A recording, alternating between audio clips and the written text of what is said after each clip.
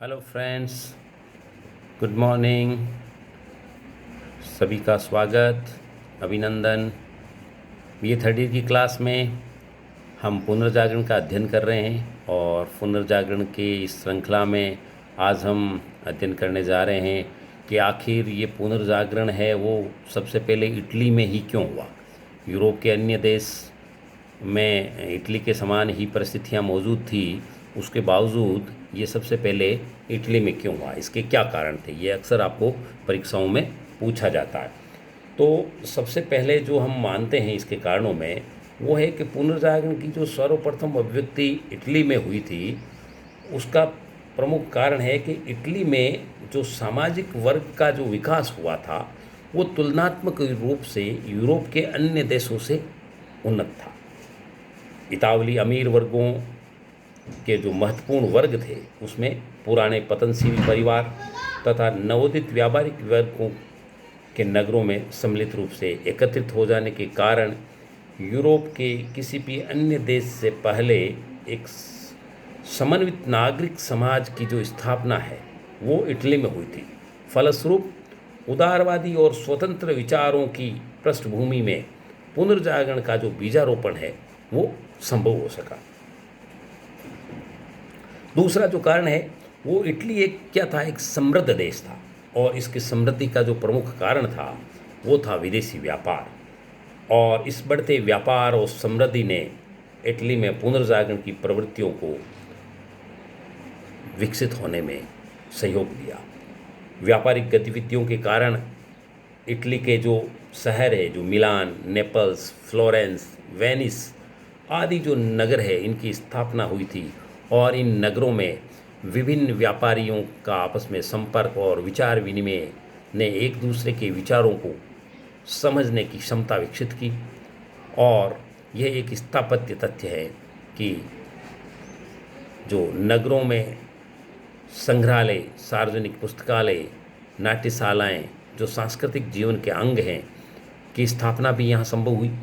इन सभी कारणों से हम देखते हैं कि इटली में पुनर्जागरण संभव हुआ।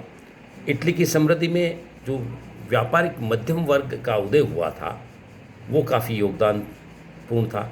इस वर्ग के काफ़ी हद तक मध्यकालीन मान्यताओं का उल्लंघन किया। इसने इटली में पुनर्जागरण को बल प्रदान किया। और इसके अलावा इटली में जो पुनर्जागरण का एक कारण ये भी था कि प्राचीन रोम सभ्यता का जो जन्म स्थल है वो रहा है। इतावली नगरों में मौजूद प्राचीन रोमन सभ्यता के बहुत से स्मारक अब भी लोगों को उसकी याद दिलाते हैं। प्राचीन रोम जैसी महत्ता अपने देशों की गौरवशाली बनाने का विचार उनके दिलो दिमाग पर छाया हुआ था। प्राचीन रोम संस्कृति पुनर्जागरण के लिए एक प्रेरणा का केंद्र बनी हुई थी। सर्वप्रथम दांते की रचना में इस प्रेरणा का चिन्ह दिखाई देते हैं। इसके अलावा अगला कारण है वो रोम जहाँ पोप निवास करता था अब भी संपूर्ण पश्चिमी यूरोपीय एशियाई जगत का केंद्र बना हुआ था। कुछ पोप पुनर्जागरण की भावनाओं से ओतप्रोत भी थे, विद्वान भी थे और कलाकारों का आश्रय भी दे रहे थे और यूनानी पांडुलिपियों का लैटिन भाषाओं में अनुवाद भी करवा रहे थे। उनमें से एक पोप है निकोलस पंचम। निकोलस पंचम ने वेटिकन पुस्तकालय की स्थापना की और संत पीटर के गिरजाघर को बनवाया। उनके अधीन लगभग पूरा रोम निर्मित हुआ था। पोप के इन कार्यों का प्रभाव अन्य देशों पर भी पड़ा और पुनर्जागरण को गति मिली। अगले कारण में हम ले सकते हैं मध्ययुगीन यूरोप में शिक्षा धर्म से विशेष प्रभावित और केंद्रित थी, किंतु इटली में व्यापार के विकास के साथ एक नए प्रकार की शिक्षा की आवश्यकता महसूस की गई, जिसमें व्यावसायिक ज्ञान, भौगोलिक ज्ञान आदि का महत्वपूर्ण स्थान दिया गया था। परिणाम स्वरूप शिक्षा में धर्म की जो विशिष्ट स्थिति थी वो गौण हुई और शिक्षा में ऐसी विचारधारा का प्रवेश पृष्ठभूमि के रूप में हुआ जो अधिक स्वच्छंद थी और विज्ञान और तर्क पर आधारित थी। तो इन कारणों से इटली में पुनर्जागरण सबसे पहले संभव हुआ।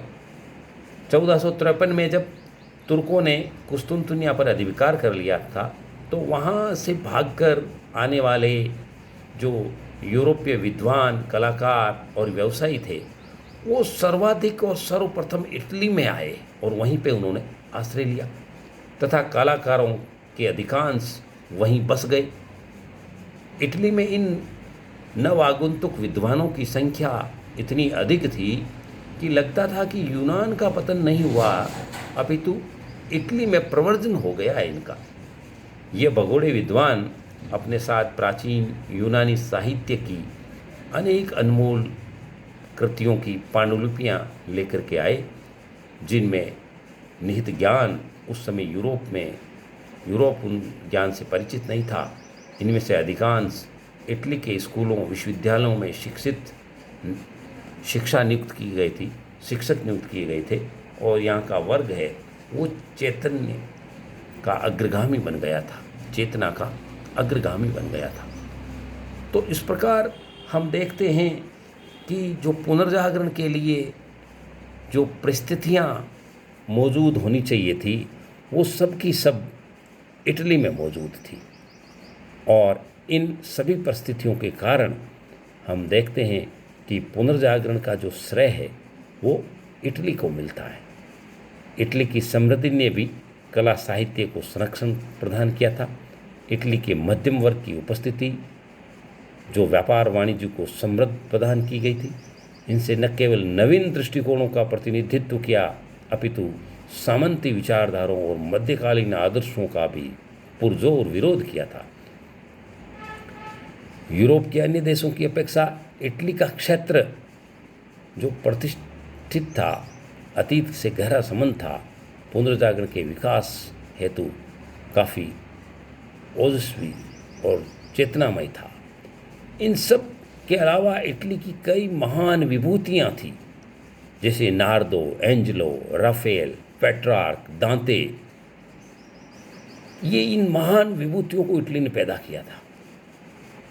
तो इन सब कारणों से हम देखते हैं कि जो पुनर्जागरण का जो श्रेय है, जो पुनर्जागरण का जो आधार स्थल है, वो इटली बना था। और ये इटली से पुनर्जागरण की प्रक्रिया शुरू हुई और संपूर्ण यूरोप में फैलती गई और पुनर्जागरण संभव हुआ। Thank you.